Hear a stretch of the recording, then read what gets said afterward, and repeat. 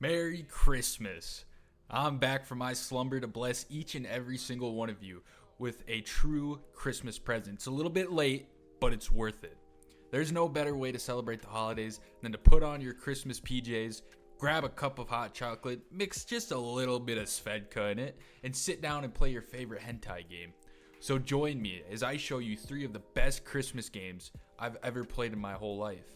Might even cut my hair and change my name, 'cause we all just wanna be big rock stars and live in hilltop houses driving 15 cars. Our first game we got up, Hentai Shooter 3D Christmas Party. The Christmas aesthetics in this game are unmatched. I love shooting at pixelated cat girls, and the best part about this game, there's no censoring. Not a single titty was shown throughout my playtime. The only thing I had to deal with is the royalty-free stock porn moaning the game used. It used it for all the enemies and shit, even our protagonist has NA's most generic moan. All of the environments, they're all festive. I have no complaints with them. And now let's talk about the gameplay. I struggled a lot learning how to move, look around, shoot, just your most basic shit, because it plays like a classic Doom, or at least I think so, because I'm not 60. I've never played an old Doom game, and if you have, I hope you're tired by now. But the controls are confusing, they make no sense, so every single fight I got into, it was just a battle of attrition. Me and the big boobed mommy would stand there touching boobs, duking it out and seeing who drops first.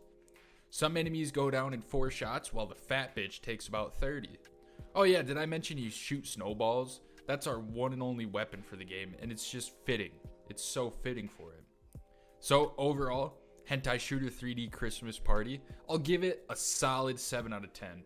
I'm a little bit too young for this game, so it could easily be a 10 out of 10 if you're over the age of 50. Next game.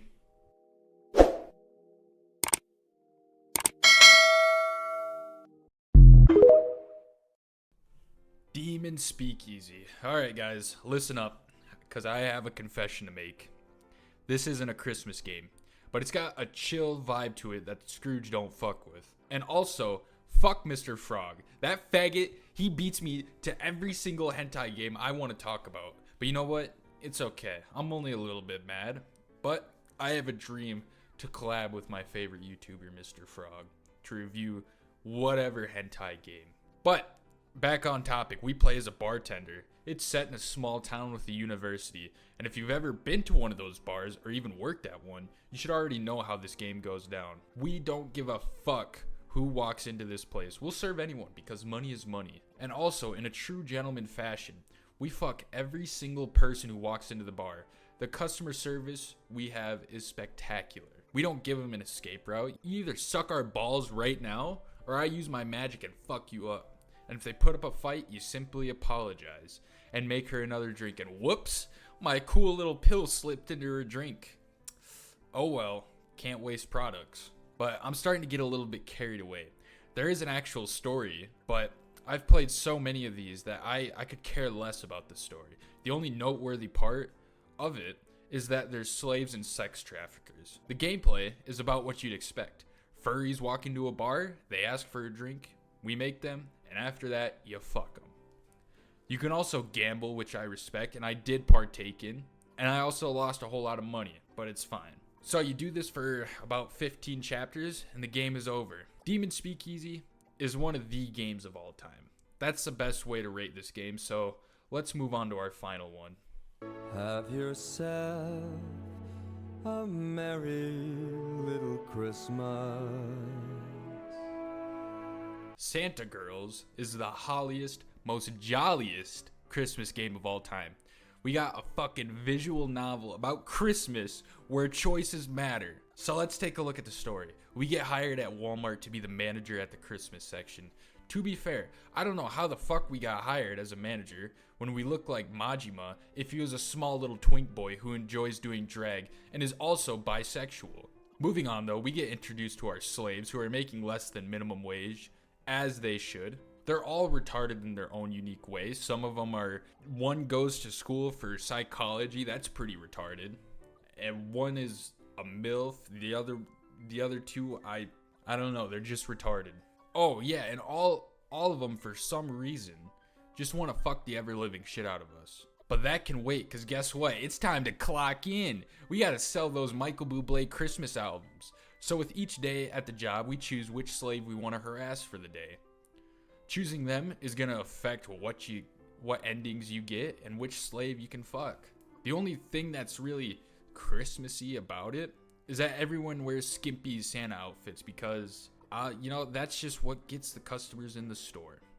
I'm not really sure how this isn't a violation of dress codes, but hey, if it drives up the profit, I'm all here for it. At the end of the week, we realize, oh shit, this isn't a permanent position.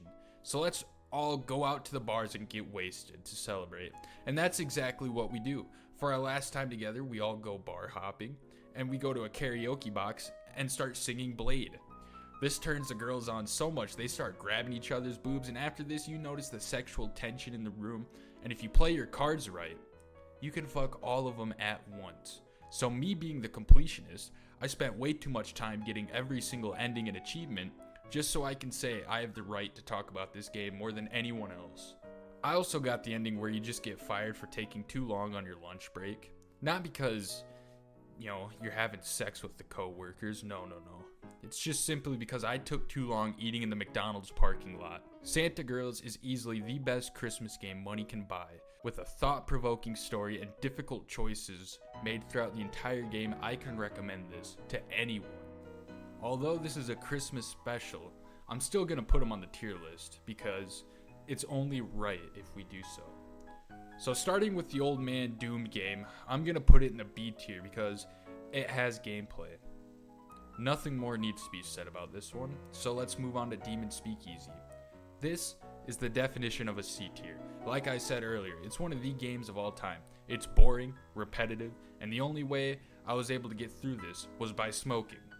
And for Santa Girls, I was gonna say this is tricky, but it's really not. It's going into the A tier because it's not as good as that Cyberpunk one, but it's on the same tier as Idle Hands and Sakura's Succubus.